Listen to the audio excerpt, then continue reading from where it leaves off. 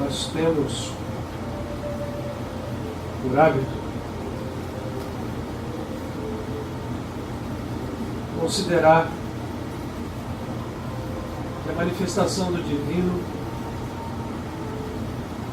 deve obedecer a critérios especiais de qualidade do ambiente, de harmonia, de união de pensamentos, de corações emitindo unidos a luz que nós todos temos, que está oculta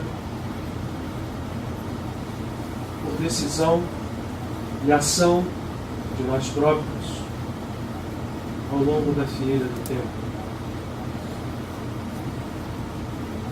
Se isso é verdade, supervalorizamos a medida e o julgamento ao projetar de forma obrigatória e necessária os ambientes externos.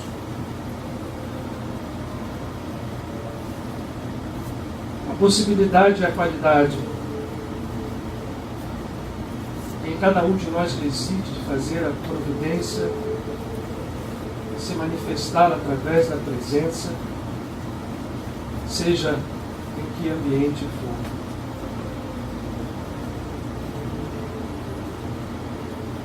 Nós vivemos, a partir dos dias passados, nos últimos dias, e vamos viver ainda, momentos que poderíamos atribuir, em verdade assim é,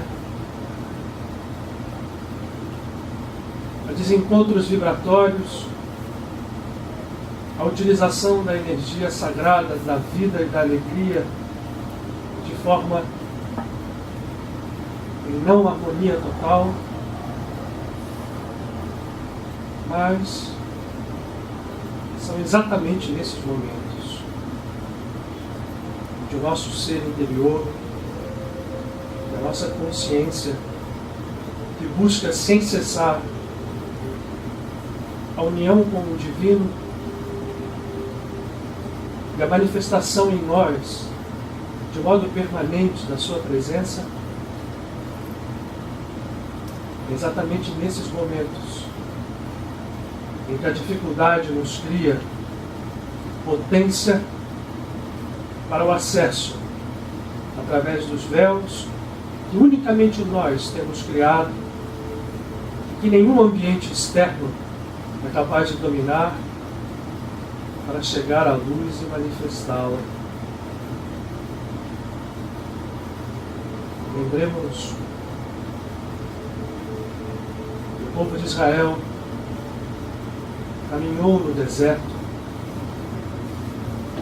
Não há lugar como o deserto para expressar dificuldades a serem superadas. Lembremos, os primeiros cristãos reuniam-se em catacumbas, onde se depositava o corpo daqueles que deixavam a vida, cemitérios, pois. Lembremos os irmãos pandus, os 5 irmãos filhos dos deuses, que representam as estruturas de potência divina que temos em nós. Andaram em exílio, em florestas e em lugares ermos, até que pudessem retornar. Em todos esses lugares, em todos esses ambientes externos, o que surgiu foi luz. O coração do povo de Israel, ainda que com as falhas humanas, com os bezerros de ouro e as revoltas contra a presença e o amor infinito de Deus, se manifestou a cada dia o seu amor e a luz se fez. Nas catacumbas, as histórias e as epopeias de amor infinito nos deixam mensagens imortais. Na epopeia do Mahabharata, os Pandus, depois do exílio de longos anos, retornam para o bom combate e para a vitória.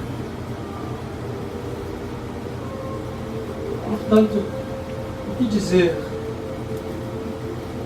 de dias em que a alegria, muitas vezes mal interpretada, transbordando nos excessos, faz com que as energias sagradas e únicas da vida possam expressar desequilíbrio, em vez de seu objetivo,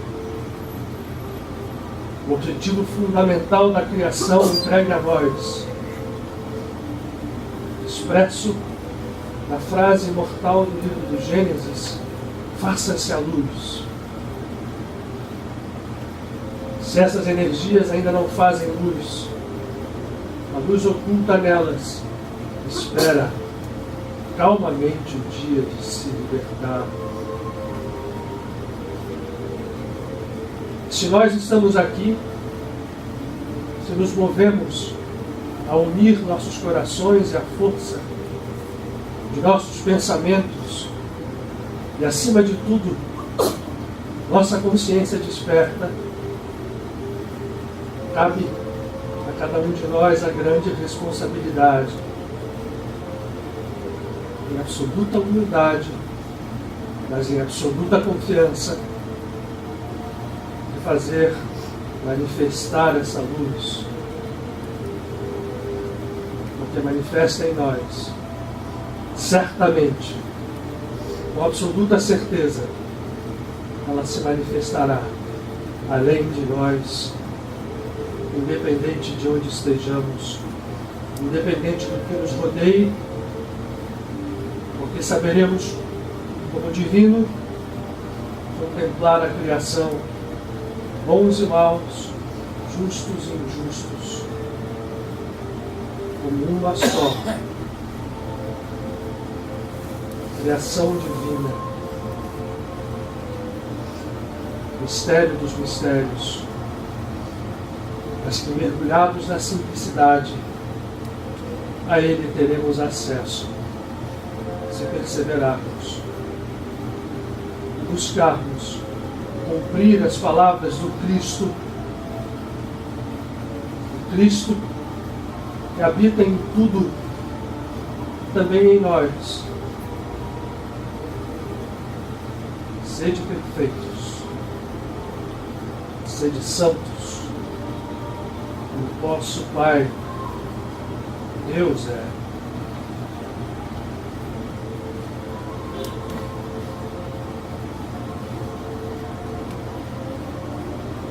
Que a luz brilhe e se manifeste, hoje mais uma vez.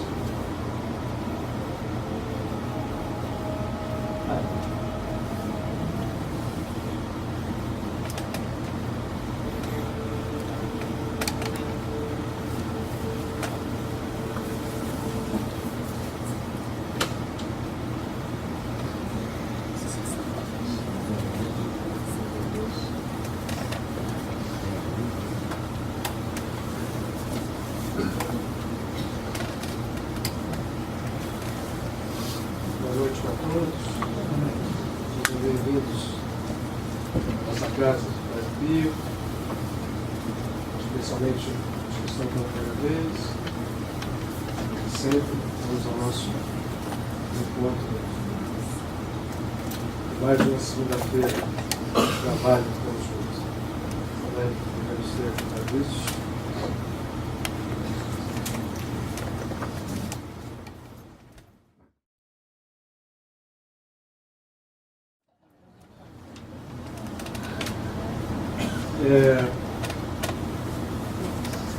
Bastante tempo que eu não falava isso, porque a gente não combina. Você falou isso semana passada, mas falou em meio àquele seu arrobo, né, de indignação, que foi justa, mas que a gente, eu e o Otto, não nos falamos, né, ao longo da semana, não deu tema para ele, às vezes não deu tema nem para mim, mas muito menos o Otto. E ele vem com textos que são sempre conectados. Hoje, especialmente, eu acho que o que você leu aqui, desde o Rumi até o Buda, né, passando por aquele texto em relação ao fato de você ser sempre um aprendiz, faz tudo, tem tudo a ver com o tema que a gente está chamando hoje aqui de Memórias de Mendes, 2013. Não se assustem aqueles que estiveram lá em Mendes. Seria impossível a gente, em 1 hora e 10 minutos, tentar reviver todos os dias as experiências que tivemos lá.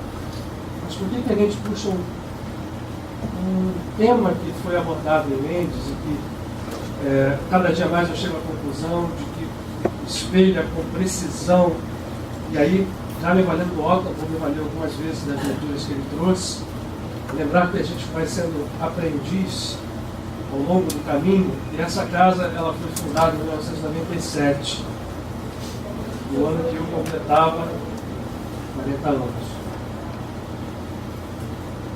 E naquele momento a gente tinha uma visão, que a gente vai aprendendo ao longo do tempo, e essa visão vai se a gente tem essa abertura de ser aprendiz, e tantas vezes eu não tive, a gente vai vendo como essa visão deve ser crescente e ela vai em direção ao infinito. Não se engane ninguém de acreditar que a verdade última pode ser concebida e trazida para um conceito. Conceito, a própria palavra ela é muito interessante, ela nos ajuda a entender esse detalhe. O que é conceito? Conceito vem de concepto. Concepto é aquilo que é concebido, que nasce. Na nossa estrutura tempo-espacial que vivemos, né? E hoje a nossa conversa é sobre a armadilha do tempo, da libertação do agora, o concepto é aquilo que inicia. Como é que um concepto, ao que inicia, pode servir como última coisa? Então os conceitos são sempre passíveis de evolução. Conceitos não definem, não dão fim, porque definições, por definição, são contrárias a tudo aquilo que os nossos olhares e a nossa percepção que vai acordando, vai tomando consciência da vida. E a gente vive nesse planeta, em que habitamos em diversos planos, um momento crucial. E a casa de Padre Pio, a gente lidando aqui com as nossas imperfeições, com a nossa dúvida, com a nossa busca, ela cada vez mais fica clara. Era isso que eu queria compartilhar com vocês, é isso que eu quero compartilhar hoje, quero compartilhar sempre.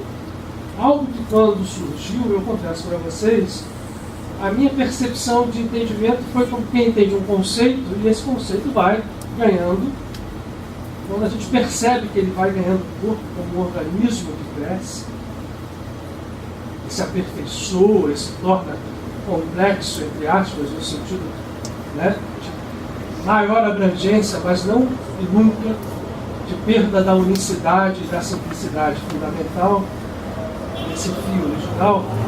Esse processo, esse conceito da casa vai ficando claro ao longo do tempo. E uma das coisas que nos leva hoje a fazer trazer esse tema de Mendes de volta, naquele momento em que vivemos esse tempo de milagre, né, que das 3 últimas semanas nós abordamos aqui, estamos em uma época favorável para que esse conceito do milagre possa ganhar força dentro de nós e a realidade do milagre possa fazer parte da nossa realidade.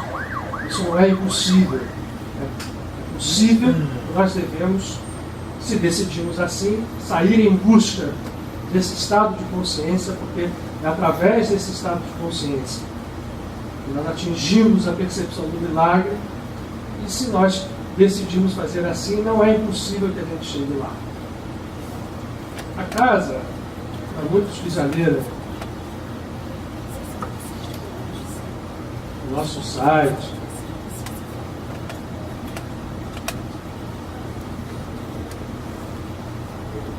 não sei se vocês sabem a origem desta frase. Acho que talvez já tenha comentado, mas essa frase surge logo no início dos nossos trabalhos, quando o Padre Pio se aproximou claramente, depois que nós nos reunimos na Gávea, e nós resolvemos dar o nome de Padre Pio a essa nossa comunidade.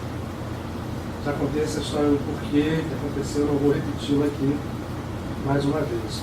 Mas foram fatos marcantes que levaram a gente a dar o nome de casa de Padre Pio. E aí um dia, num determinado momento, ouvi claramente o Padre Pio que ele gostaria deste epíteto, uma escola de se viver em Deus. É bonito isso, né? Uma coisa que faz sentido.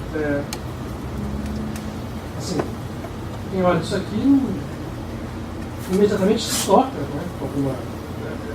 Eu confesso para vocês que lá na época eu achei interessante, acho que fez sentido, mas é surpreendente ao longo dos anos como esse sentido vai ganhando mais sentido. Por quê? A gente pode olhar essa frase e interpretá-la de diversos modos, como tudo é passível desse tipo de interpretação, mas a chave aqui, todas as palavras são importantes, a gente tem aqui só, né, essa definição aqui.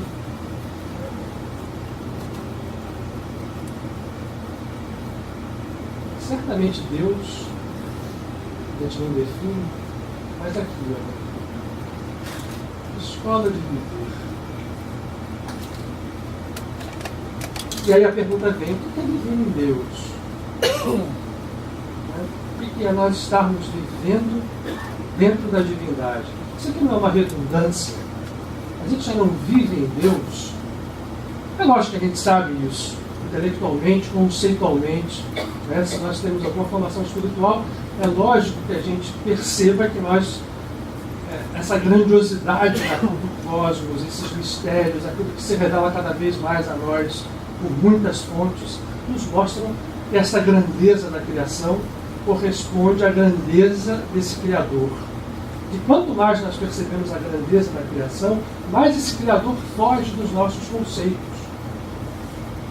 Então só nos resta um tipo de relação com esse Criador, que não passa pelos conceitos, não passa pela definição, porque as definições serão falhas. Mas quando a gente tem uma definição, ou concorda ou aceita, a nossa tendência, que o Otton leu ali hoje, é nos agarrar àquela verdade, àquele conceito, e aí a gente acredita que aquilo não tem mais o que ser questionado. Esse processo é muito ruim, porque ele leva a um desequilíbrio, leva a uma doença e leva a um círculo vicioso. Portanto, só há uma saída para nós entendermos o Criador, estarmos nele, é viver nele. E eu vou dizer isso para vocês, porque ao longo desses anos todos, 97 para cá, a escola de viver em Deus é repetido aqui, a gente repete, a casa se criou, ela tem vários trabalhos, ela se ramificou em diversas atividades, mas o fundamento, o Padre Pio tem repetido isso incessantemente nas suas comunicações, para que nós entendamos o que esta frase quer nos dizer, ou quer nos chamar a. Esta vivência em Deus, no fundo, ela consegue transcender conceitos, porque todos os conceitos se subordinam a ela. E se é esse o fato, se o nosso ser, se a nossa alma aceita isto, nós podemos até ter conceitos, porque também não estou dizendo aqui que a gente viva sem conceito, sem concepções, sem criação. Mas nós aceitamos esse fato, os nossos conceitos se subordinam à vivência. Nós estaremos sempre disponíveis a realizar mudanças que nos levem ao encontro desse objetivo final, que é a perfeição divina, da qual nós viemos, da qual nós vivemos e para onde nós devemos, despertos em plenitude, chamamos de retorno. Também é um conceito, mas um conceito falho, porque quando esse retorno se dá, como na palavra do Buda, a única percepção que nós temos é de que no tal longo caminho, no espaço e no tempo, nada mais foi do que um rompimento de véus de ilusão que se fizeram quando rompidos, manifestação do agora. Então o retorno também é um conceito que nos ajuda a entender que há um caminho, mas há que ter por trás desse conceito um outro de que nós, na verdade, estamos retirando de cima de nós cascas para percebermos que sempre estivemos, nunca deixamos de estar permanentemente vinculados a essa. Como definir essa divindade? A não ser vivendo nela, a não ser aprendendo isso. E o que é viver na divindade? A gente tem tentado aqui, em muitas formas, ouvindo os nossos amigos espirituais, de uma forma imperfeita, tentando transmitir o que eles nos pedem. A gente tem tentado aqui fazer com que essa escola realmente seja efetiva para nós, nas nossas vidas, na casa como um todo. Com falhas, eu acho que a gente tem ido em frente, a gente tem tentado, e as tentativas têm justificado a gente continuar e perseverar. Muito bem. E nesse processo de viver em Deus, uma das coisas que vai ficando clara ao longo dos anos, que é um paradigma que não só o Padre Pio, como os nossos amigos espirituais nos apresentam aqui, que tem nos apresentado ao longo dos anos, tanto que isso tem sido tema de várias conversas nossas, tem sido tema de encontros que nós fazemos aqui, que fazemos em Mendes. E hoje eu queria revisar um pouquinho esse tema fundamental, esse paradigma novo que nos é apresentado, que apesar de novo, a gente encontra raízes dele em todos os grandes mensageiros que vieram ao mundo. Mas faz muita diferença. Faz uma diferença fundamental na nossa vida se nós entendemos esse paradigma e buscamos aplicá-lo. Como o Otton também leu, né, em algum momento hoje, a evolução das ideias nos traz cenários novos. E uma das coisas que evoluiu muito, principalmente no século XX, foi a ciência e, principalmente, mais do que as outras, se despregou dos conceitos fechados e, enfim, classicistas. Foi a física. E dentro do que a física lida, uma das coisas que ela lida é o tempo. Bom, mas tempo, o que isso tem a ver com viver em Deus, com escola de viver em Deus, com libertação? Eu acho que tem tudo a ver. Eu vou pedir a vocês, então, que me permitam, por alguns minutos, compartilhar com vocês alguns conceitos fundamentais, coisa que já fizemos em Mendes por mais tempo. Mas eu prometo a vocês que eles não são o fundamento da nossa conversa. Eles são só corolário daquilo que a gente vai abordar, porque o que nos interessa é a experiência de viver em Deus, mas eu queria fundamentar isto com coisas que pudessem, dentro desta nossa vida conceitual, nos dar chão. Porque, como nós estamos acostumados a viver nesse processo ilusório muito tempo, a gente precisa de chão. E ciência é algo que nos dá chão. Ainda que esses conceitos que a gente vai conversar um pouquinho agora sejam extremamente contrários a qualquer ideia de chão, como nós a definimos. Mas eles vêm da ciência conhecida. Tempo. Ora, para muitos de nós, tempo, talvez para todos nós, é algo que passa, na verdade. Não é? O tempo, para nós, não tem uma ideia de um rio que passa, algo que corre. Né? Até agora que a gente voltei a olhar músicas infantis, né? Tem uma música infantil interessante chamada A Linda Rosa Juvenil. A minha filha agora gosta de ver lá no iPad, tem não é galinha pintadinha, não, são os pequerruchos. E os pequerruchos cantam A Linda Rosa Juvenil. Quem é que não lembra disso? E lá tem um momento que diz assim, e o tempo passou a correr. E a imagem que eles trouxeram é interessante, é um menino com o relógio pendurado e correndo, né, passando. Ora, esse é o conceito que a gente tem de tempo. Isso vem da nossa concepção natural e foi chancelado cientificamente por um grande homem que passou todo mundo, Isaac Newton, que foi o pai da física moderna, da física clássica, e que disse que o tempo é uma grandeza absoluta e que tem uma flecha de sentido, passado, presente e futuro. E essa história corre aqui. Muito bem. Isso é muito bonito para nós, vale, continua valendo, né? A gente tem dias, noites, anos, sucessão, né? Relógios. Aí chega no século XX e aparece uma outra figura, Albert Einstein. E ao olhar na sua concepção primeiro teórica e depois em provas práticas, questiona essa categoria de tempo absoluto. Einstein primeiro choca, e o choque é tão grande que esse choque ainda não foi absorvido por nós, na nossa visão natural da vida. A gente absorveu, pelo menos a maioria de nós, por exemplo, de que o Sol que gira lá no céu, né, que nasce e morre, as estrelas, não são eles que se mexem. Hoje já não choca mais ninguém a gente perceber que esse movimento é o nosso planeta que se mexe, que gira, que anda, e aquele movimento que a gente vê ali é relativo, né? Não são eles. Isso já está mais ou menos entendido. Mas ninguém pode hoje, se eu tentar dizer para vocês, que no século XV, no século XIV, essa história era inversa. Se alguém dissesse isso, como Galileu disse, e é quase para a fogueira, a gente pode perceber quando o Einstein mexe com os conceitos como a gente ainda não os concebeu na nossa vida real. Apesar disso tudo, não há mais questão.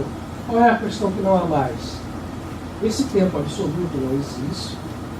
O tempo faz parte de uma outra, de uma conjunção mais ampla, em que ele está atrelado e amarrado ao espaço, e ele está emoldurado, vou chamar assim, pela única grandeza que Einstein nos chancela, dizendo que é invariável e não obedece à relatividade. Para Einstein, isso é uma verdade parcial. Há uma tríade aqui, que é a velocidade da luz. Tempo, espaço e velocidade da luz constante, 300 mil quilômetros por segundo, formam uma moldura, e aqui essas duas grandezas, tempo e espaço, vão variar com as velocidades relativas à velocidade da luz até chegar à velocidade da luz. Por exemplo, eu tenho um objeto se movendo, esse objeto aumenta a sua velocidade. Na hora que eu aumento a velocidade, para que a velocidade da luz permaneça constante dentro dessa moldura, eu tenho que variar tempo e espaço. Portanto, tempo e espaço no nosso universo são relativos. Se eu tiver uma pessoa, nós falamos isso lá em mente, para quem lembra. Se eu tiver alguém aqui na Terra e quiser marcar um horário, alguém que está em Marte, para que façam a mesma coisa ao meio-dia, eles jamais conseguirão fazer isso nesta nossa realidade física. Por quê? A luz demora um tempo para sair de Marte até nós, para voltar para lá, e as visões dos dois, as velocidades dos dois relativamente um ao outro, vão fazer com que se deforme o tal tempo, que não passa. Vamos começar a entender então que esse tempo não é uma coisa que corre igual um rio bonitinho ali, que a gente vai contando dias, horas, minutos, segundos. Esse tempo é outra coisa. É algo que depende de uma coisa chamada espaço e que vai se relativizar com ele a partir de velocidades. E se eu chego à velocidade da luz, coisa que para nós uma grandeza física é impossível, essas equações aqui todas se pervertem E a gente pode olhar cenas como se estivessem paradas. É aquela tal história que todo mundo já ouviu, de alguém que sai da velocidade da luz e quando volta ele é mais novo do que seu irmão que ficou aqui. Ora, isso que eu estou dizendo para vocês, não se preocupem, só guardem uma coisa. Esse tempo, portanto, que a gente acha que passa, que corre, que é inexoravelmente absoluto, não é. Bom, se ele não é, em que mundo nós vivemos? Nesse mundo físico aqui, nesse planeta, existe um microambiente que nos coordena e nos dá coerência. Qual é? É o próprio giro do planeta, a própria rotação da Terra, alternando períodos de céu escuro e períodos de céu claro, que a gente chama de dia e de noite. E por isso, para nós, faz um sentido tempo. É a volta da Terra em torno do Sol. E não é a volta, porque quando ela completa a volta, o Sol andou também. Então o círculo não fecha. Se esses processos relativos em relação ao tempo e ao espaço são uma verdade, como trazê-los para a nossa vivência e como mais, né? Porque o nosso tema é aqui, como trazê-los para a vivência no divino. E por que ele existe? Por que esse tempo relativo por nós é percebido nesse exato momento como um tempo absoluto? Olha, se a gente já sabe que essa história depende da velocidade, que o tempo aqui vai se manifestar de acordo com isso, existe um conceito que dentro desse quadro a gente não pode aceitar. O conceito do agora, o conceito do presente. Esta nossa ideia de que existe um passado, de que existe um presente e de que existe um futuro, nesse nosso conceito, eu acabei de dizer aqui de tempo absoluto, de tempo que corre, isso aqui ó, é incapaz de ser definido. Quer dizer, é capaz de ser definido por convenção. O que é o presente? Nesta ótica, é um dia. Até nós termos medidas mais precisas, podia ser o dia. Quando a gente começou a dividir o tempo, a hora passou a ser importante. O minuto, né, que é quase nada, passa a ser importante também. Só que, hoje, a gente sabe, praticamente, ciência prática, que eu posso subdividir este tempo a intervalos que me beiram a insanidade. Só que é uma insanidade em termos, porque nesses intervalos insanos acontecem coisas, acontecem fenômenos. E a ciência hoje consegue, em laboratórios práticos, medir fenômenos e agir em fenômenos dentro desses intervalos. Vocês querem ver? Se eu defino que o tempo agora é um segundo, o que dizer se o que nós temos hoje já laboratorialmente, experiências que ocorrem numa divisão, porque tem, né? Segundo, milissegundo, né? Milionésimo de segundo, vai crescendo a divisão, né? Vai diminuindo os intervalos de tempo. A gente tem hoje o que se chama femtosegundo. O femtosegundo é algo que ocorre 10 bilhões de unidades antes do segundo. Deu uma paradinha só para a gente pensar assim. 10 bilhões. Para dinheiro hoje não é muita coisa não, porque tudo é relativo, hoje se gasta bilhões aí, as contas são. Mas para tempo ainda vale muito. 1/10 de bilionésimo de segundo é algo inconcebível. Se a gente quiser comparar, fazer uma comparação, o universo conhecido, né, do Big Bang, quer dizer, em anos, é medido mais ou menos em 12 bilhões, 13 bilhões de anos. Se eu fizer uma comparação relativa, quando um evento acontece no início do femtosegundo e chega ao segundo, é quase lá dentro daquele micro-universo, como se algo tivesse sido, um evento tivesse acontecido no Big Bang, e o segundo vai chegar agora um pouquinho antes do nosso estado atual do universo. Muito bem. Isso tudo é para dizer o seguinte: nesse processo de tempo absoluto não se pode definir presente. É o femtosegundo? Se eu digo que o presente é um femtosegundo, a cada segundo passaram-se 10 bilhões de unidades que eu não fiz nada. Mas a ciência pode fazer. Algumas experiências, vou repetir para vocês, acontecem em intervalos de femtosegundo, principalmente no campo da nanotecnologia, você faz movimentações de átomos. Então vale. Olha, se eu não fiz nada, eu perdi um femtosegundo, perdi um segundo, perdi um segundo. E na contagem de tempo, esse processo, concebido por nós, que a gente determinou que passado, presente e futuro são realidades imutáveis, nós criamos aquilo que a gente chama, no nome da nossa conversa de hoje, a armadilha do tempo.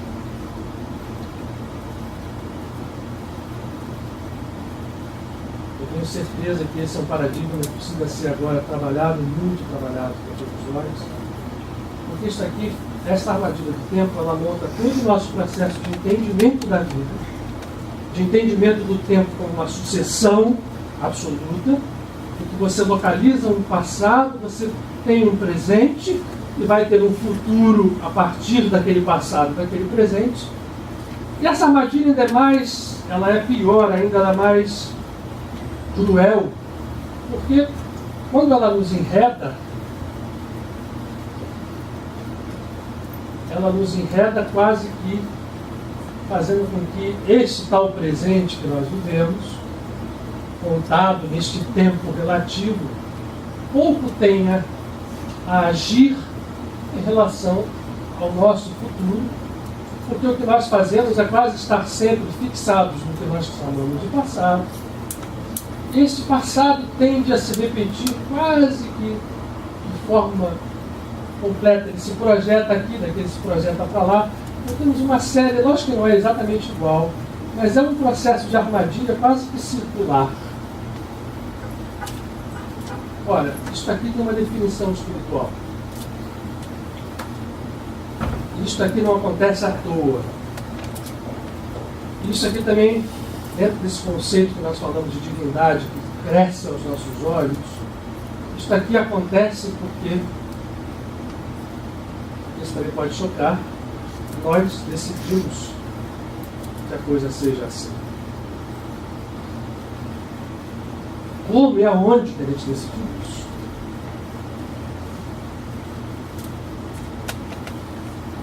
Para a gente entender como e aonde, é preciso então que a gente perceba que esse tempo, como a gente concebe, não é o que mede a vida na amplitude da sua manifestação. Que há coisas além. Se essas coisas além são reais, nós temos que buscar essas coisas além, porque elas vão nos dar o atalho e o caminho para o encontro da divindade e a vivência dela. E há sinais muito claros deixados pelos grandes mestres que passam pela Terra em relação a isso. Todos nós, para todos nós, nós podemos utilizá-los, se quisermos. Eu acredito que nada, em nenhum momento mais do que agora, vai chegar dessa hora. Antes eu queria falar só uma outra coisa para vocês. Guardem a história de que nós decidimos isto. Mas então o que é? Onde nós estamos? O que cria o tempo? O que cria o tempo é o movimento. É a velocidade. E nós nos movimentamos. Ao nos movimentarmos, ao nos movermos, para onde seja, assim, né? Nós criamos o que nós chamamos de tempo e os seus atributos e as suas consequências. Eternidade, portanto, esse é o conceito que a gente precisa agregar aqui, não é o passar infinito de um tempo como se fosse um rio. Né? A eternidade desse conceito que a gente vive parcial, bilhões de anos, nessa sequência como nós acreditamos. Não. A eternidade não é isso. Na verdade, o conceito de eternidade é algo que nos aproxima direto do conceito de divindade. A eternidade, portanto, é, agora vamos trazer a nossa linguagem um pouco para menos da ciência. A eternidade é o próprio seio da divindade, onde nós somos, nos movemos e existimos. Está dito por um dos que passou por esse mundo, Paulo de Tarso, numa das suas epístolas. Deus, nós somos nele, nós vivemos nele, nós existimos nele, nos movemos nele. Esta moção, este movimento, imagine isso aqui no tamanho de todos os universos, de todas as infinitas dimensões, não só uma, não só a nossa dimensão física. Este bloco infinito dimensional é o seio da divindade, aonde nós, ao nos movermos, dependendo desse tipo de movimento, criamos as estruturas das nossas existências. Aqui estão os universos, nos seus diversos planos. Aqui estão todos os seres que criam esses universos e que se movem nele. Neste seio da divindade, que é a eternidade, que a gente poderia chamar de um eterno agora, porque só faz sentido o agora e o presente, não naquela divisão de tempo. A gente não encontra onde, né? Vou dividir é tão infinito, eu não vou achar o agora, mas eu posso achar o agora de uma forma inclusiva. O agora é aquele estado onde a divindade se manifesta em toda a sua plenitude e aonde nós, seres criados, ao nos movermos, podemos ou ficar girando em círculos, criando armadilhas para nós mesmos, ou, eu estou usando, olha só, eu estou usando o conceito de movimento aqui para que a gente possa entender mais no fundo. Quando a gente chega nesse agora, o movimento se transforma assim num grande presente. Até que se a gente... Vamos continuar com o conceito de movimento. Vamos continuar com o conceito de movimento. A gente já sabe que a velocidade da luz emoldura o plano físico, como disse Einstein. Né? A velocidade que é absolutamente constante, seja qual for. Não há relatividade em relação à luz. Mas a gente já sabe também que há sinais que se comunicam a mais velocidade que a velocidade da luz. A física quântica depois chegou mostrando isso. Criou um outro paradoxo. Ora, se nós estamos falando de movimento e falando de velocidade, uma forma de entender este agora é entendermos que quando uma criatura, qualquer que ela seja, em quaisquer dos universos que ela esteja, compreende isto e vive nisto, a sua velocidade cresce de tal forma que o seu limite é o infinito. E se uma velocidade, ou qualquer coisa, chega ao infinito, se a gente imagina que este agora inclui espaço, tempo e tudo mais, uma velocidade infinita está em todos os lugares ao mesmo tempo, não é verdade? Algo que tem uma velocidade infinita, se sair daqui, vai chegar aos confins do universo e vai voltar quantas vezes quiser, porque para ela não há espaço, não há tempo. E se não há espaço, não há tempo, há, aí sim, a definição de agora. O agora não se mede por divisão, o agora se mede por inclusão. E a inclusão, não precisa saber física quântica, não precisa ser mestre em física, para se incluir neste universo, é preciso que a gente viva nele, e para viver nele, nenhum desses conceitos é necessário. Conhecê-los, não. A gente pode viver sendo simples e nunca ter ouvido falar de física quântica, de coisa alguma. Essa vivência passa por outros caminhos, porque a armadilha do tempo, e agora vamos voltar lá, nos prende. Né? Imagine que nós estamos agora, esse rabisco aqui está muito feio, né, gente? Desculpa. Um dia eu ainda faço isso no PowerPoint bonito. A gente já está melhorando aqui. Imagine que isso aqui, esse ovo aqui, são infinitas dimensões aqui dentro, que as velocidades variam, que as criaturas infinitas de todos os universos se movem aqui dentro. Cada um de nós um pontinho, e aqui há infinitos pontos. Nesse caso aqui, nós estamos falando de um planetinha, um universo pequenininho, que é o nosso, né? Tem só 400 bilhões de galáxias, cada uma delas com, sei lá, com mais 500 bilhões de estrelas, mas pode acreditar que isso é pequeno, dentro desse conjunto.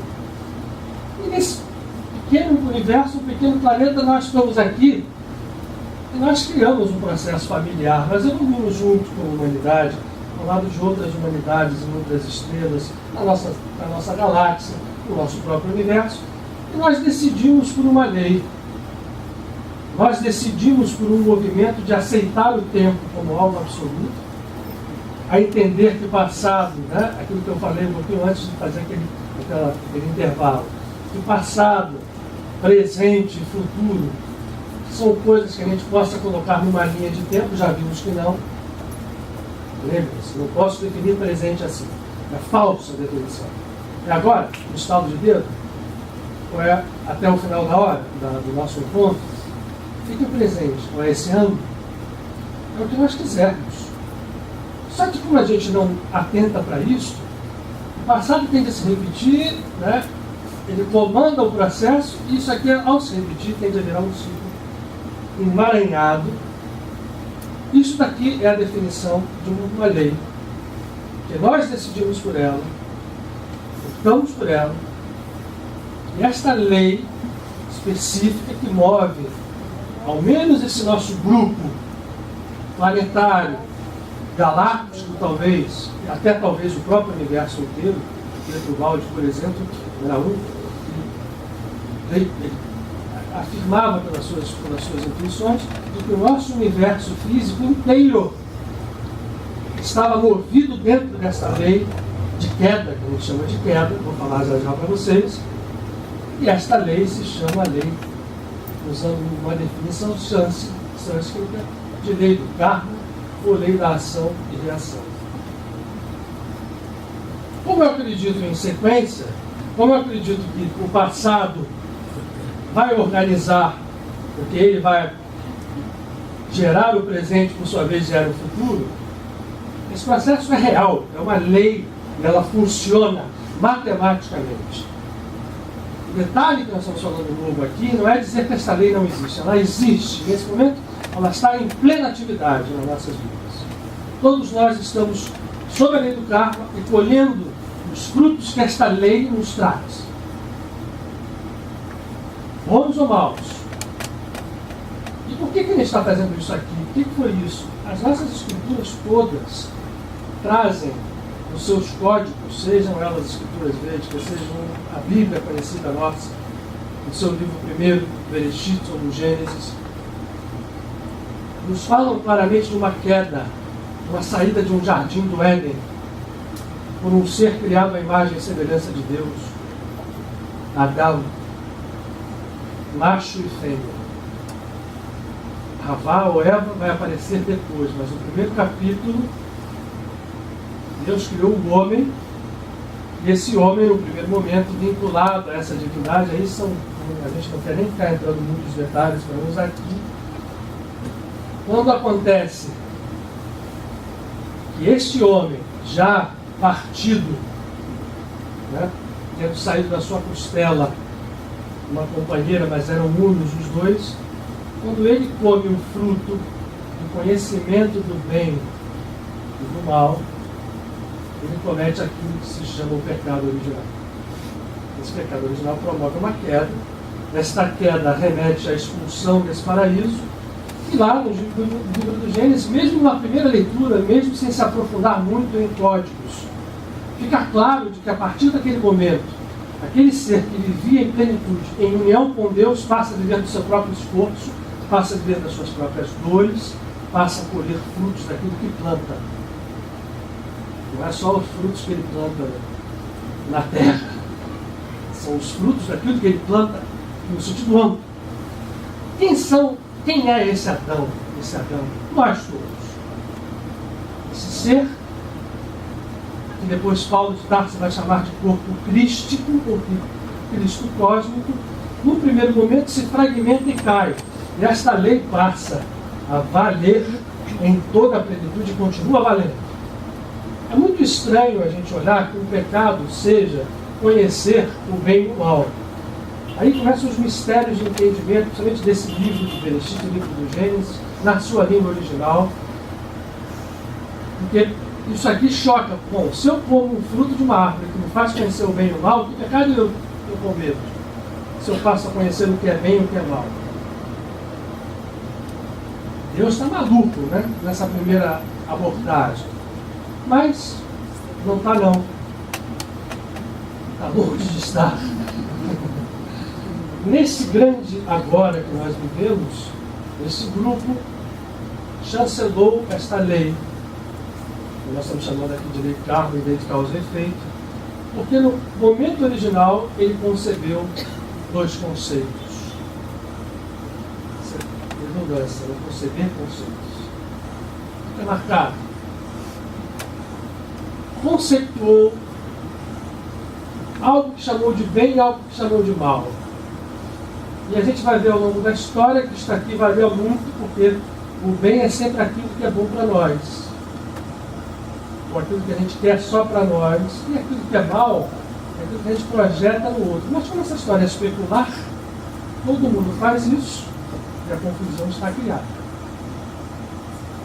Ao longo da história, vamos agora nos guardar só no nosso planeta, ao longo da história humana, ainda que esteja, porque dentro desse processo toda a beleza é, apesar de tudo isso aqui, a gente consegue perceber que tem uma realidade fundamental mexendo nisso tudo e levando tudo ao despertar. Mas quem somos nós para fazer essas definições? Porque quando a gente define, a gente tem que reduzir.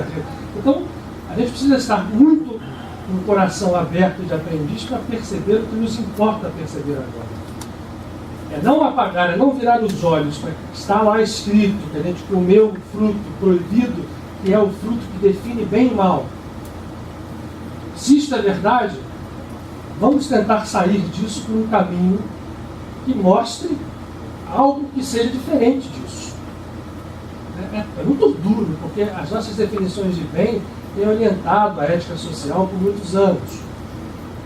Isso tem também o seu valor, é aquilo que eu falei, né? A beleza da história é tão grande que mesmo nesses processos confusos, a beleza permanece. Mas nós estamos sendo chamados a um desafio, a uma mudança de paradigma agora. Já é tempo de despertar para a nossa humanidade que vive aqui nesse planetinho e sair fora desta lei. Porque por mais bela que ela seja, é uma lei inferior.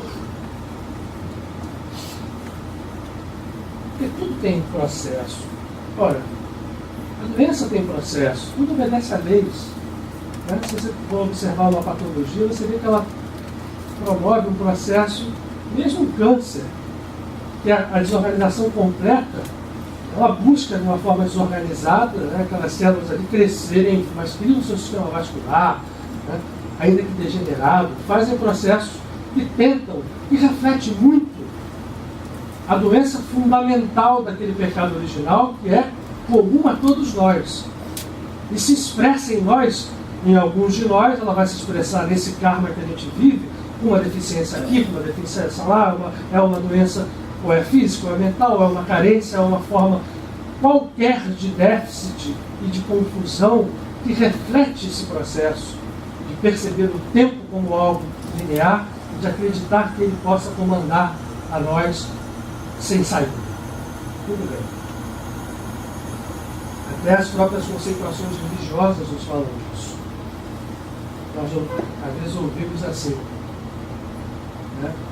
É preciso que a gente lute bastante, principalmente aqueles que acreditam em reencarnação, porque eu preciso fazer várias reencarnações, né? Reencarnar aí umas 15 vezes para poder pagar o meu karma. Isso, reencarnar 15 vezes, no mínimo aqui, sei lá, uns 2.000 anos, né? Para isso acontecer. Então esse tempo que a gente aceita, ele pesa sobre nós.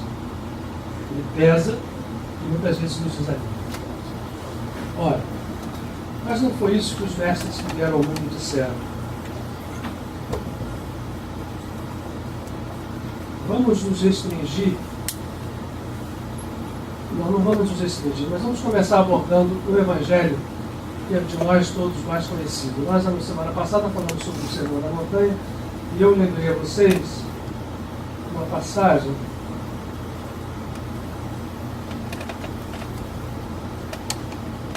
que Jesus, logo depois, termina o Sermão da Montanha, no Evangelho de Mateus.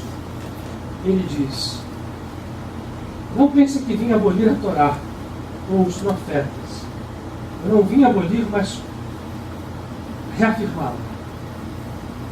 Eu vos garanto que não passará o céu e a terra.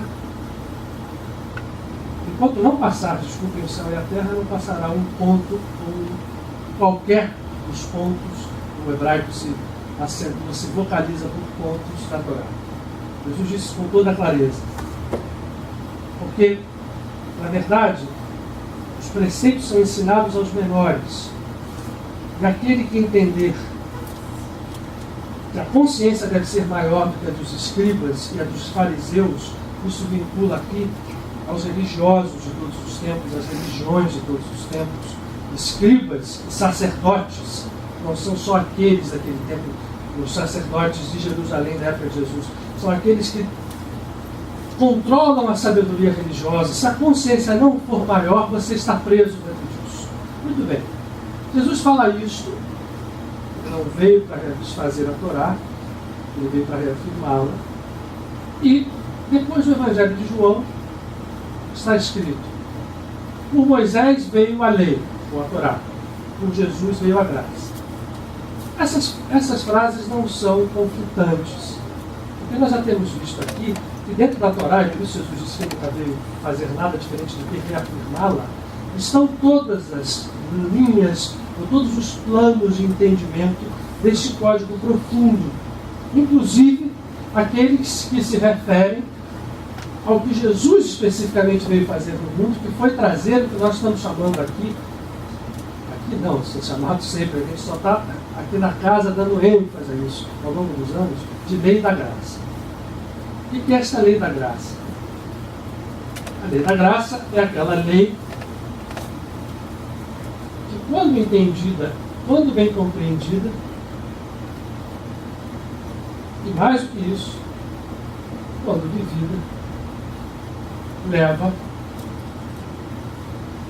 à libertação daquilo que nós estamos chamando de armadilha do tempo, onde está imperando a lei do karma com todo o seu rigor. Jesus várias vezes se refere a isso e vai buscar na Torá certos movimentos, certas passagens que mostram que lá na Torá, apesar de ter uma lei, uma primeira mirada extremamente específica e às vezes aparentemente rígida, dentro dela está inserido esse conceito de lei da graça. Em vários trechos. Um deles, por exemplo, vou citar aqui só rapidamente, é o caso dos dois irmãos gêmeos, Jacó e Esaú e Jacó. Um era o primogênito, tinha tudo, né, para receber a bênção do seu pai, e isto é pervertido, entre aspas, aparentemente, por um movimento aparentemente completamente, né? A mãe fez um engodo.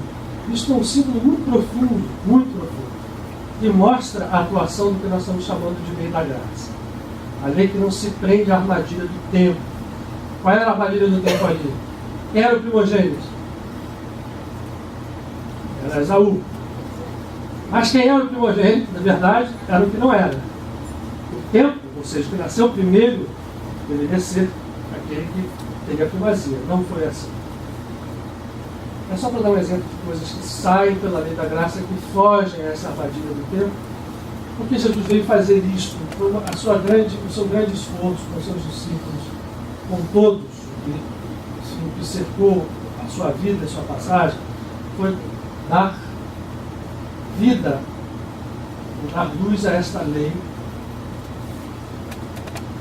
E qual é a característica fundamental dessa lei da graça? É uma lei de libertação, é uma lei de conhecimento da verdade, é uma lei de despertar. Uma das passagens que fala com clareza, eu já repeti isso aqui algumas vezes, talvez inúmeras vezes, eu não sei mais contar. E Jesus, a discussão de Jesus com o membro do Sanedrim, Nicodemos. Nicodemos chega, ele tinha uma admiração muito grande por Jesus, foi lá conversar com esse rabino que vivia, né, sacudindo toda a Palestina, né, com a sua simplicidade, sem sair 1 milímetro da sua tradição cultural, ao mesmo tempo renovando conceitos. Conseguiu fazer isso. E foi tão mal interpretado depois pelos religiosos que tomaram conta, né, das coisas que ele viveu e deixou. Nicodemos faz a pergunta: o que eu tenho que fazer para ver o reino dos céus? Uma pergunta que todos nós faríamos. Eu preciso de quê? Jesus é direto na frase: eu preciso nascer de novo. Aí ele fala assim: nascer de novo, então o que eu preciso fazer? Voltar para dentro da barriga da minha mãe de novo e renascer? Aí tem ali uma leve brincadeira de Jesus. Até dizem os que conviveram com ele que ele era extremamente alegre, ao contrário do que a gente representa, né? Essa representação da cruz é tão triste. Jesus era uma figura absolutamente alegre, expressava essa alegria, ainda que num perfeito equilíbrio, numa perfeita serenidade. E ele diz: Nicodemos, você que é um cara que sabe tudo, faz parte do Sinédrio, do Sanedrim, me fazer a pergunta se é preciso voltar à barriga da mãe, nascer de novo. Você está me perguntando de coisas terrenas.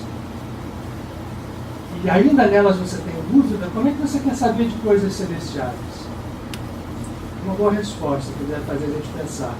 O que ele quer dizer com você me pergunta de coisas terrenas? Na época de Jesus, a reencarnação era aceita. O questionamento da reencarnação, da forma como nós ocidentais viemos a conhecê-lo, se dá por um problema político na igreja cristã depois do imperador Constantino. Várias correntes cristãs aceitavam a reencarnação, isso era categórico, indiscutível, e depois isso foi banido por um interesse institucional. Mas isso também não era a nossa conversa. Na época de Jesus, dentro do povo de Israel, as correntes farisaicas, por exemplo, aceitavam plenamente a reencarnação, como a gente vê ela, a bela corrente farisaica, que era puro dentro do farisaísmo, derivou para os rabinos que fundaram os fundamentos da Kabbalah, ou seja, que fizeram reviver os fundamentos da Kabbalah a partir de tradições mais antigas. A reencarnação era aceita com toda a plenitude, conceitos. Então, quando Nicodemos pergunta isso para ele, ele fala assim: vem cá, nós vamos discutir isto, nascer de novo, isso eu tenho que voltar para... Olha só, é claro que é preciso nascer de novo. Aí Jesus fala da água e do Espírito. Mas eu estou interessado em este renascimento aqui do Espírito. Da água é algo que não precisa ser questionado mais. O que é o renascimento da água? A água é o símbolo mais próximo do nosso corpo. Nosso corpo é 98% de água. Quando você renasce da água, você está reencarnando. Jesus está querendo dizer: renascer pela água é renascer dentro de um outro corpo físico. Ok, isso faz parte da evolução, mas faz parte da evolução da lei kármica, a qual a humanidade inteira está presa desde o pecado original. Eu estou aqui para falar, não eu, Jesus de Nazaré, mas a consciência messiânica que vive aqui dentro e que quer despertar a consciência messiânica em você, em cada uma das pessoas que puder e queira assim. Esse fala de outro renascimento, o renascimento do Espírito.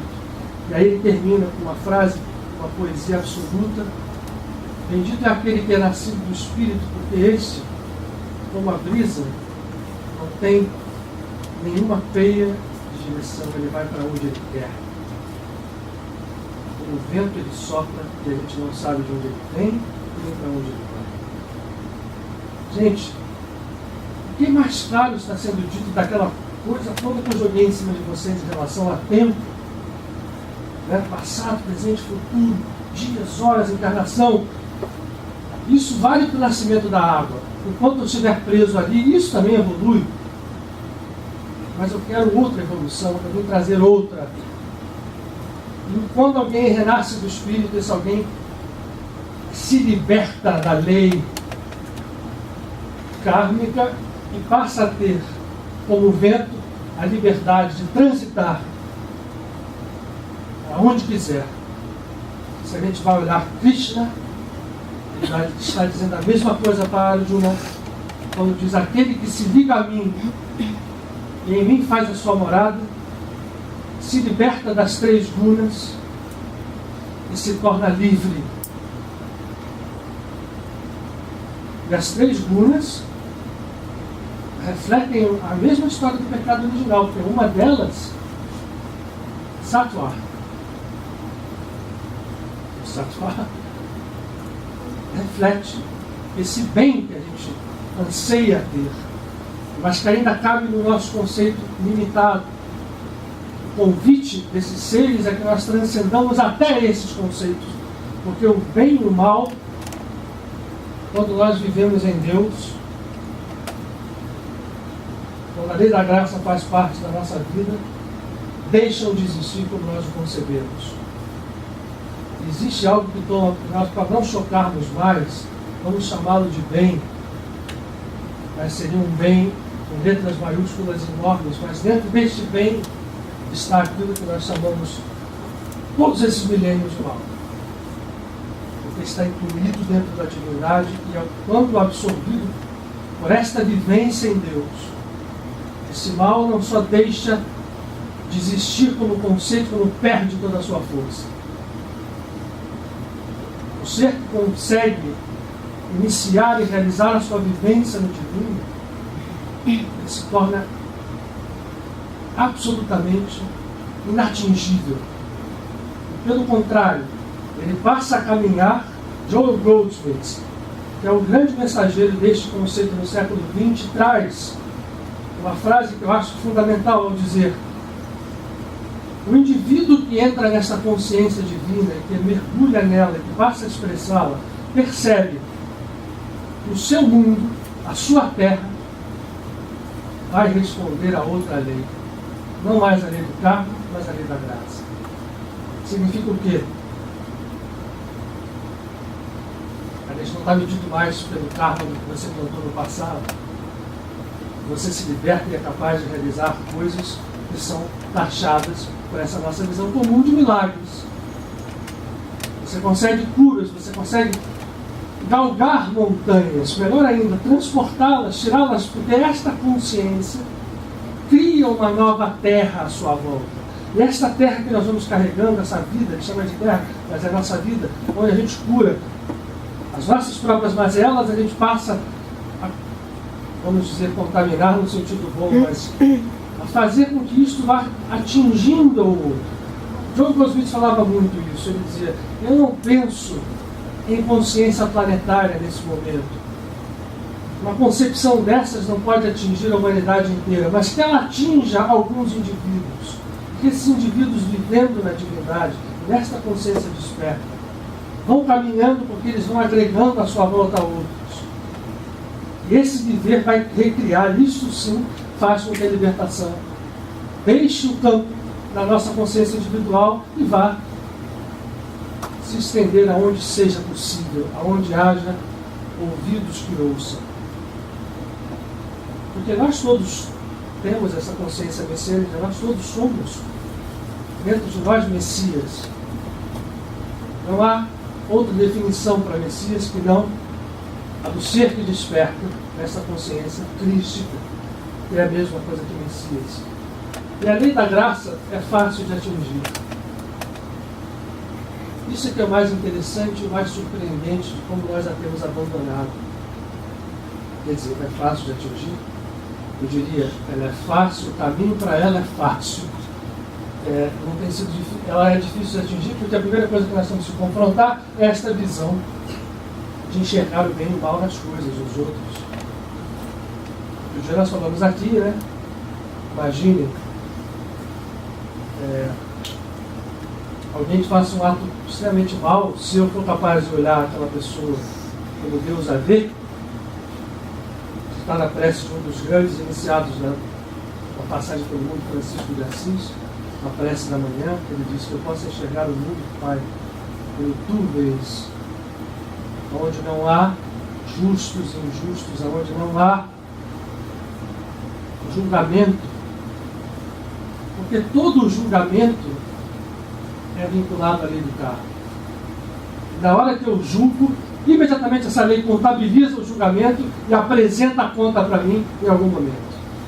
Eu vou facear esse julgamento um pouquinho à frente ou muito à frente. Mas fui eu quem determinou, quando a gente digo eu, somos nós agora e somos nós lá naquele Adão inicial, que resolvemos entender esse conceito e aplicá-lo. Mas ao mesmo tempo que a gente faz isso, a qualquer instante, porque vejam bem, voltamos ao conceito do agora. Não é amanhã, não é depois, porque o presente não se mede. Nós estamos no agora. No momento em que eu tenho essa consciência, qualquer instante é capaz de ser um instante da nossa libertação. Eu não preciso medir a minha libertação pelo peso do meu passado. Paramahansa Yogananda dizia isto, que foi um também, no século XX, grandes missionários chegam reafirmando essas lições. Você pode ser o maior pecador, mas se você desperta a consciência divina, aquele pecado todo desaparece com um passe de mágica. Para quem está vinculado e mergulhado na lei do karma, isso faz até mal. A gente para pensar assim, pô, mas que isso? Onde está a justiça nessa história? Isto é um sintoma da nossa situação inferior, que Jesus também colocou nas suas parábolas, duas delas mais especificamente, a do filho pródigo, que a gente falou semana passada, e a parábola dos talentos. E uma terceira, a dos trabalhadores na 10ª hora, em que alguém que trabalha 1 hora recebe o mesmo pagamento que alguém que trabalha 10, mais ou menos o que o Yogananda falou, olhado pelo lado negativo, né? Alguém que é pecador, e de repente, é claro que aquela pessoa que desperta, depois ela vai querer fazer os caminhos, ela vai ajudar e ela prejudicou, mas isto não se faz sob o peso do guante kármico. Para alguém liberto, esse peso não existe mais. E, de uma forma curiosíssima, existe um livro de Francisco Cândido Xavier, que, apesar de todas as influências e café que fala, que chama-se Sexo e Destino, em que vocês vão ver isto posto lá. Esse livro foi um dos livros mais gerou mais conflito, mais questionados, provocou inclusive a saída do Chico Xavier, depois um pouco da febre, enfim. Mas o fato é um livro de André Luiz em que há um ser chamado Félix. Não é o Félix da novela, mas olha, o irmão Félix, né, como era chamado, é um ser que você olha e fala assim, a luz e a bondade e a ação, ele trabalha, ele faz parte de toda a trama do livro. E ele comanda um instituto enorme na cidade do nosso lar, chamado Almas Irmãs.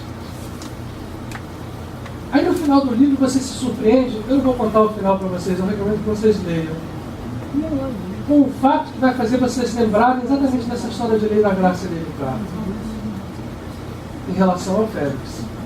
Aliás, acho que, já que a gente falou, ainda bem que essas novelas estão fazendo as pessoas mais se transformarem em boas, sabe assim, né? O sentido é mostrar que o mal e o bom, e o bem, né, residem na mesma pessoa. Isso é uma evoluçãozinha dentro do espírito limitado que a gente tem. E o Oswaldo, aquele vilão que é punido inexoravelmente no final, né? Um vilão que se redime é melhor do que, né, o vilão que é castigado. Mas voltando à nossa história, como é que eu faço então para me libertar e estar nesse momento? Não é muito difícil, porque é simples. É difícil quando a gente entende que quando eu fizer esse movimento, eu vou encarar uma inércia. Como nós acreditamos nessa lei de sucessão, eu movimentei, eu tomei uma determinada velocidade numa linha lá de tempo, né, que eu criei, e atrás de mim vem todo o passado. Ora, se eu paro para olhar e vou querer mudar a minha postura, essa inércia vai tentar me manter dentro do mesmo processo de movimento. Para sair disso, não há mistérios. A gente precisa trabalhar cada dia. Já que o tempo não existe, cada dia tem o valor de tudo, de 1000 anos. Aliás, o Salmo 90, que a gente conversou lá em Mendes, que é considerado um dos grandes salmos, né? Se existem 5, o Salmo 90 atribuído a Moisés, é onde tem uma sequência, como 91, como 23, mas o 90 diz toda clareza, 1000 dias para ti são como passar da vigília da noite. Aí Jesus vai repetir isto. Mas olha só, vocês estão aí cheios de coisa, pensando no futuro, pensando em tudo, e esquecem que acordam de manhã e dormem à noite, só pensando e automaticamente se deixando levar para aquele roldão do passado, plantado por vocês mesmos, apresenta a cada dia. Esqueçam isto e façam do dia o objetivo e o cenário do seu trabalho, porque a cada dia ao seu trabalho se justifica. Então, é o dia que tem que valer para a gente. Cada dia tem que ser para nós algo onde eu, observando a mim mesmo, onde eu orando, se possível, o tempo inteiro. E o que é a oração o tempo inteiro? Não é ficar rezando o Pai Nosso, Ave Maria ou qualquer outra oração o tempo inteiro. É estar nesse estado. Cada vez mais é possível, quando a gente insiste de atingi-lo, meditando, procurando olhar. Vai ser, no primeiro momento, a gente vai ver quantas vezes a gente não faz assim, mas procurando olhar com esse olhar de complacência ou compaixão divinos. Se eu faço isso num dia, eu talvez tenha ganho 1 milênio ou mais, sem saber. E um dia me faz com que o outro que surja seja mais, talvez mais fácil de fazer a mesma coisa. Já estamos acabando o tempo. Já que a gente está preso nessa armadilha, mas eu espero que dentro dessa história toda eu tenha conseguido passar 10% do que eles me passam. Eu só peço sempre desculpas, porque os nossos amigos trazem muita coisa que eu gostaria depois, confessando sempre, quando eu chego em casa, muitas vezes eu paro fazer assim, deixa eu ver. E aquilo, outro, né? Fica claro que você hoje não consegue passar. Eu espero que tenha saído, tenha sido pelo menos estimulante, não o suficiente. Mas eu queria ler uma passagem, não vou ler não, vou repetir ela porque ela é tão pequena. Essa história de agora, de tempo, ela é muito batida e levada e trazida à luz por um discípulo direto de Jesus chamado Paulo de Tarso. E na Epístola aos Coríntios, no capítulo 2, na segunda Epístola aos Coríntios, no capítulo 6, tem uma frase, que você tira ela e diz assim: agora é o tempo favorável, agora é o tempo da salvação. Se a gente traz essa frase com um entendimento mais profundo, esse agora é esse agora que nós estamos falando. Nós estamos vivendo na eternidade. E, portanto, qualquer momento é o tempo favorável. É o dia, é o minuto, é o segundo, ainda que seja o ano, mas que o ano seja cada dia um após o outro, que eu tentei, porque quando eu vejo, o ano deixou de ter a força que parecia ter, passou a ter ao contrário, a liberdade que ele, na verdade, deve mostrar para a gente. O agora é favorável sempre. O agora é o tempo da salvação sempre. Aonde nós tenhamos estado, onde nós estejamos ou pensemos estar no nosso caminho último, ainda que pese sobre nós, né, nunca deve acontecer uma multidão de culpas, coisas que eu tenho que fazer. Ainda assim, a nossa luta deve ser para nos livrarmos disso a cada dia e buscarmos ser quem realmente nós somos. Nós somos seres divinos. Disso não haja dúvida. E a única coisa que a gente precisa fazer é ter essa consciência dentro de nós e abrir os olhos. Isso faz com que tudo em nós naturalmente flua dentro desse processo. A única coisa que não vai fluir mais é o tempo. E cada dia vai bastar o seu trabalho. Então, quando essa escola de viver em Deus nos é proposta, é essa vivência que nos é pedida. Todos os trabalhos que a gente faça aqui, sejam quais forem, qual seja a natureza deles, devem obedecer a este propósito que não deve ser esquecido em nenhum momento. Nenhum momento. E aí nós estaremos seguindo como a gente se propôs a seguir desde o início. Acho, não, eu tenho a certeza, Padre Pio vai estar o Sorriso aqui e ali, o Ganando e outros santos que estão perto de nós, certamente também. Então, seguindo novamente a sugestão do Bernardo, né, a gente tem aqui na nossa família Jônia, que propôs que nós fizéssemos sempre no final uma oração de mãos dadas. Vamos seguir isso junto, terminando o nosso acordo.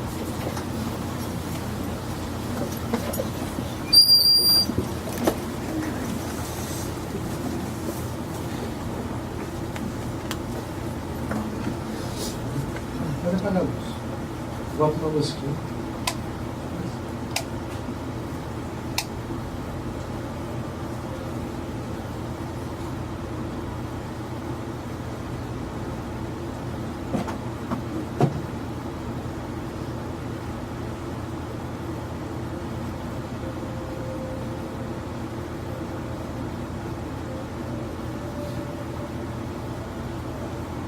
Os vários mistérios,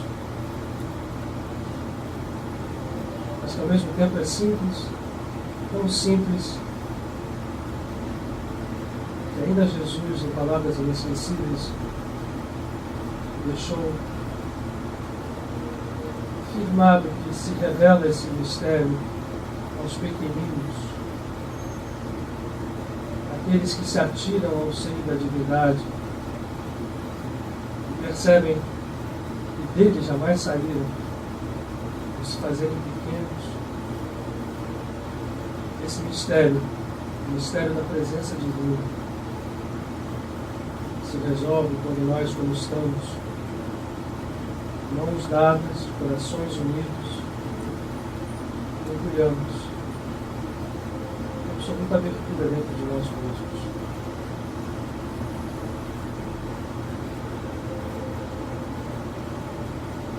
Se sentimos a presença divina, sabemos, em quem saboreia, não o fruto do conhecimento do bem e do mal, mas o fruto da árvore da vida.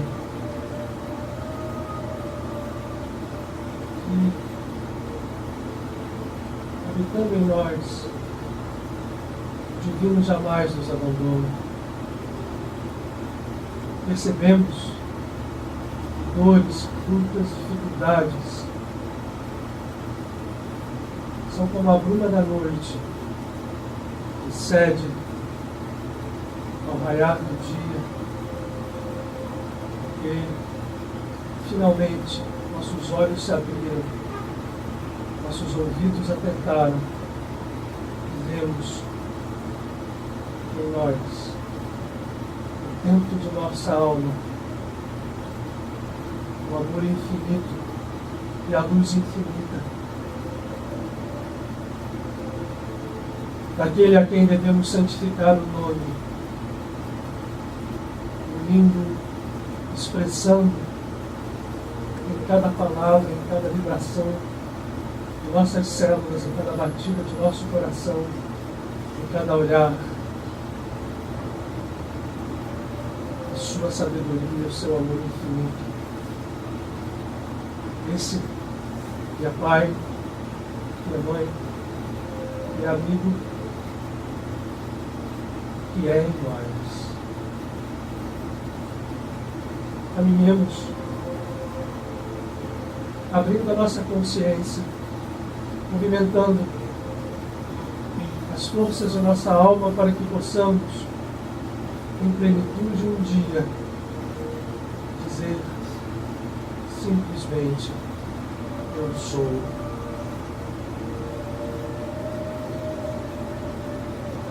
Enquanto caminhamos na luz de todos aqueles que, por amor incondicional, velam, nos fazem levantar quando caímos, essa luz jamais nos abandone. Humildemente nós pedimos a Ti, Padre Pio, Francisco de Assis e Antônio de Pádua, que hoje aqui tão presentes estão, sustentai os nossos esforços, que nós possamos perseverar até o encontro, até o abraço final. Nós, o Criador, Pai e Mãe, nos abençoa a todos aqueles por quem estamos pedindo nesse momento. Todos eles recebam, os mais amados, aqueles a quem estamos aprendendo a amar. Que possamos sair em paz, mas vivos, plenamente vivos, despertos, docemente despertos. Amém.